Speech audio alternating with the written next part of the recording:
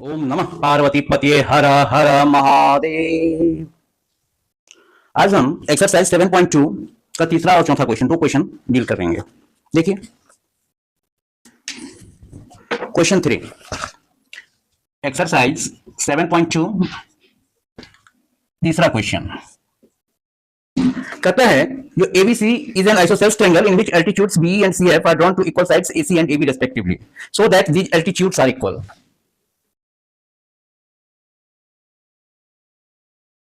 ए B C, इस पर एक परपेंडिकुलर ड्रॉ करते हैं हम। ये है हमारा बीई। अब देखिए ये 90 डिग्री है, ये 90 डिग्री है आपका, ठीक है। Angle BEC, angle BEC equal to 90 degree. तो आपका क्या हो जाएगा, जो हम देख रहे हैं, जो angle BEC and angle BEA are linear pair. एक ही लाइन पर दोनों एंगल बन रहा है, तो एक 90 डिग्री है तो दूसरा भी 90 डिग्री हो जाएगा। Linear pair of angles, linear pair of adjacent angles. इसीलिए आपका क्या हो जाएगा, तो ये भी आपका 90 डिग्री हो जाएगा। ऐसे समझिए, अगर किसी लाइन पर ये परपेंडिकुलर है, इधर वाला 90 डिग्री तो इधर वाला भी 90 डिग्री, क्योंकि ये दोनों एंगल एडजेसेंट एंगल है और एक ही लाइन पर एक ही तरफ एक ही पॉइंट पर है। तो इसीलिए हम कह सकते हैं जो angle BEA equal to 90 degree, क्योंकि क्या होता है लीनियर पेयर ऑफ एंगल्स में एंगल बीईसी और बीईए दोनों का सम आपका 180 डिग्री, क्योंकि एक ही लाइन पर है, स्ट्रेट लाइन आपका 180 डिग्री का है। वैसे ही सी से एक परपेंडिकुलर ड्रॉ किया जाता है इस पर, सीएफ। यहां पर भी आप देख रहे हैं, जो अकॉर्डिंग टू बुक आपको दिया है, जो angle C F B equal to 90 degree. तो यहां पर भी आप देख रहे हैं जो angle C F B and angle C F A are linear pair of adjacent angles, are linear pair of adjacent angles. इसीलिए आप कह सकते हैं जो angle C F A equal to 90 degree, क्योंकि ये दोनों angle C F B plus angle C F A that is equal to 180 degree होगा।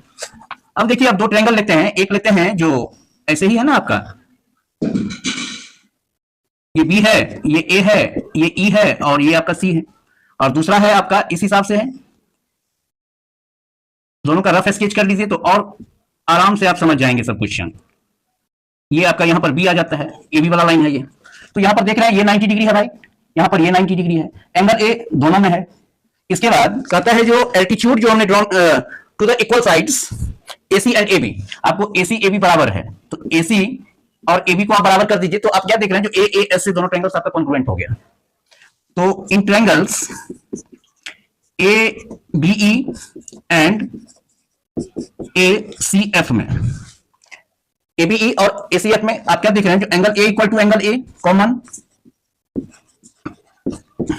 Angle BEA equal to angle CFA equal to 90 degree, और हम क्या देख रहे हैं, जो AB equal to AC, AB equal to AC, ये आपका गिवन है।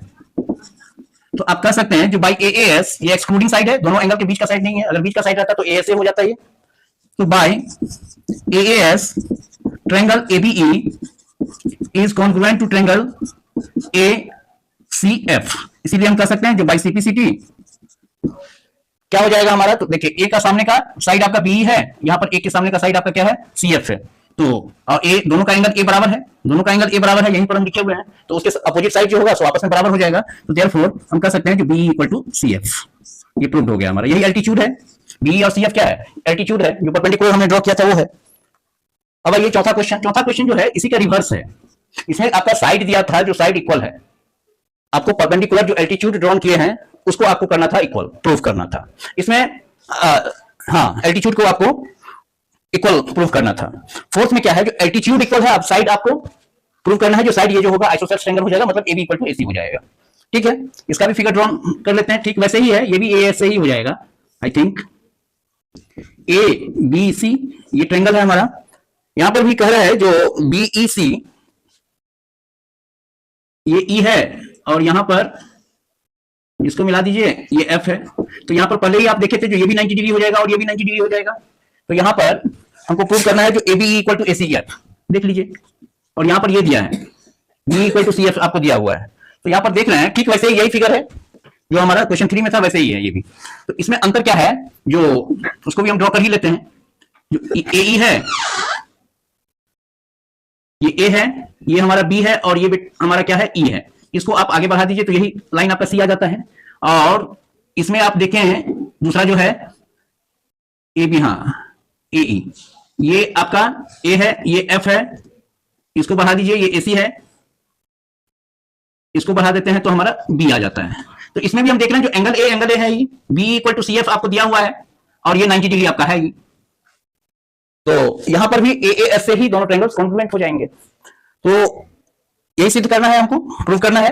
तो हम कहेंगे जो इन triangle A B E and triangle A B E और A C F and A C F में हम क्या देख रहे हैं, जो angle A equal to angle A, ये आपका कॉमन है दोनों ट्रायंगल में, क्योंकि इसका भी ए बी और ए सी से बन रहा है, इसका भी एंगल ए जो है वो आपका ए बी और ए सी से बन रहा है। इसके बाद हम देख रहे हैं जो angle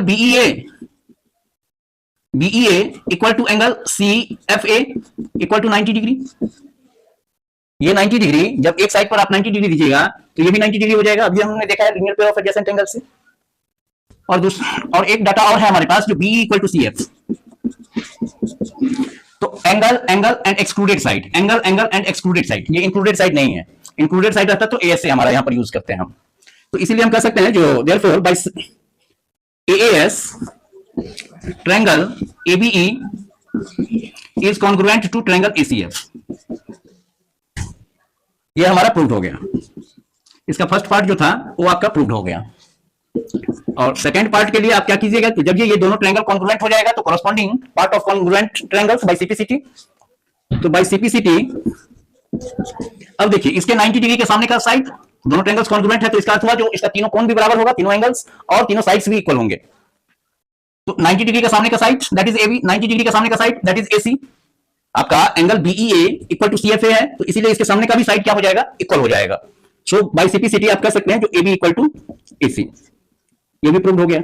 Therefore we can say the triangle ABC is an isosceles triangle. It implies that जो triangle ABC is isosceles। तो आज के लिए इतना ही। नेक्स्ट डे पांचवा छठा दो क्वेश्चन करके बना लेंगे, तो इजीली बनाना है, कोई प्रेशर नहीं लेना है। फिर आगे देखते हैं, सब हो जाएगा। Thank you.